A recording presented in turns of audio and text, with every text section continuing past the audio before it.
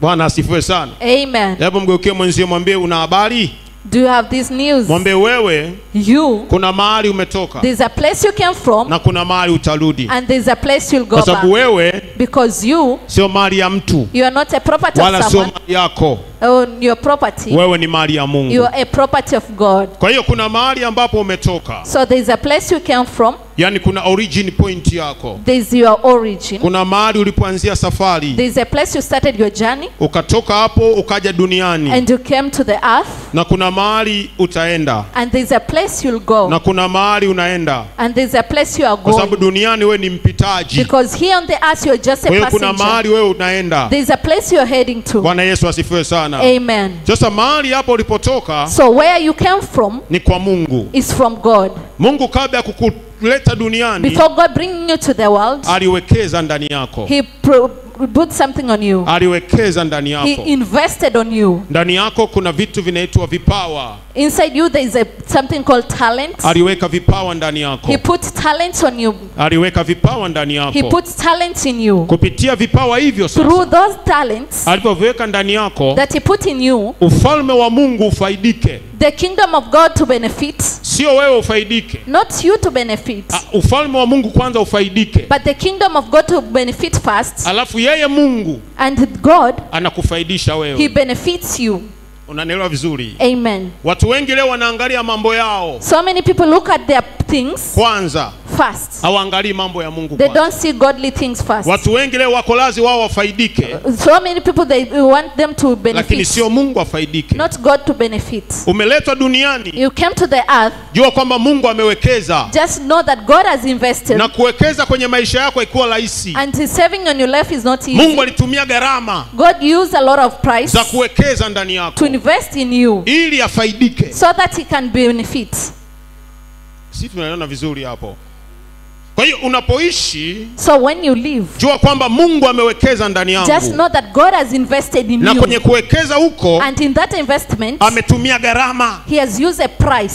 Kuwekeza kwenye maisha yako. To invest in your life. Ni sawa sawa na mtoto. Is like a child. Unampeleka shule. You take him to school. Unalipa ada. You pay the school fees. Pale unawekeza. That's where you invest. Unamsomesha. You educate him. Pale unawekeza. You are investing. Unawekeza pale. You're investing there. Amemaliza shule. He's completing the education. Unamtafutia kazi. You'll seek a job for him. Pale unawekeza. You're also investing. Unatarajia siku moja. You know one day. Utakuja kupata. You'll get. Utakuja kuvuna. You will harvest. Kile ulichokiwekeza. Whatever you invested. Ndivyo Mungu anavyowaza. And that's what God thought. Juu ya maisha yetu sisi. On our lives. Anatarajia avune. So he wants us to. Na ndio maana akasema kwamba. And that's why he said. Yeye ni mzabibu. He is a vine. Na sisi ni matawi. And we are the leaves. Na kila tawi lisilozaa. And any leaf that it doesn't produce. Ulikata. We cut it. Tawi linalozaa. So the vine that produces. Ulisafisha. He cleans it. Kumbe anatarajia kuona. So he wants to see. Tunamletea faida. We bring benefits. Kwenye ufalme wake. Into his kingdom. Usiabudu tu. Don't worship only. Usiishi tu. Don't live only. Usione kawaida. Don't see it all normal. Wewe sio wa kawaida. You are not of normal. Kuna vitu vimewekeza ndani yako. There are things that have been invested in you. Mungu anatamani kupata faida. God wants to see benefit out of kutoka kwako. From you. Anatamani kupata faida. He has desire to see the benefit. Kutokana na wewe. From you. Kuna mahali akasema. There's a place he said. Wewe ni lungu langu la vita. You are in the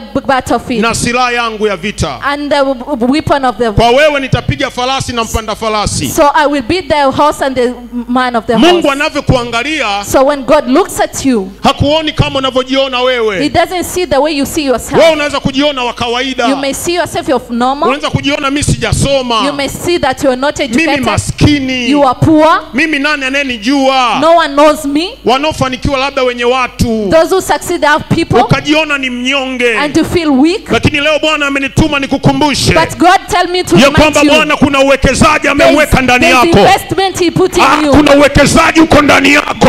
Investment in you. Kuna uwekezaji uko ndani yako. Sema amen. Investment in you. Sema amen. Amen. Sema amen. Amina. Hebu Hebu mwangalie Yusufu anazaliwa. Look at Joseph is born. Alionekana wa kawaida. He was looked at normal. Alijiona wa kawaida. He saw himself as normal. Lakini Mungu akakifichua alichokiweka ndani ya Yusufu. But God revealed whatever was inside Joseph. Anamwambia Yusufu, and he told Joseph, mimi nimefanya uwekezaji ndani I've yako. made an investment on you. Uwekezaji nilofanya ndani yako. The investment in you Ni huu Yusufu. is this Joseph. Hao ndugu zako wote unaowaona. That's all brothers you see. Kuna wakati ukifika, there's a time will come. utakuwa juu yao. You'll be over them. Wewe si wa kawaida You are not Yusufu. of normal Utakuja Joseph. kuwa waziri mkuu. You'll be a prime minister. Utakuja kuwa mtu mkubwa. You'll be a big person. Utakuja kuwa mtawala. You'll be a Ndani ruler. yako nimeweka uwekezaji Inside you there's a wa investment utawala ndani yako. of ruling inside you. Yusufu hakujijua. Joseph didn't know himself. Alijiona wa kawaida. He knew he was normal. Alijiona wa He kawaida. saw himself as normal. Akaenda akamshirikisha baba He yake. went to tell his father. Akamshirikisha na ndugu zake. He tells his brothers. Ndugu akazidi kumchukia. And they Maana continued walijua. because they knew. Walijua kabisa They really ya knew kwamba huyu aliyesema that the one who said Mungu, is God. huyu aliyefunua uwekezaji The one who made the investment ndani ya Yusufu inside Joseph ni Mungu huyu. God. Na Mungu akisema ndio, And when God says hakuna yes, asemaye no hapana. one says Ni Mungu no. ambaye He's the God anaweza kubadilisha maisha ya mtu that can change someone's kwa life sekunde moja. in 1 Ni second. Mungu ambaye He's the same God anasubiria nyakati na majira. that can change seasons and times. Sema amen tena.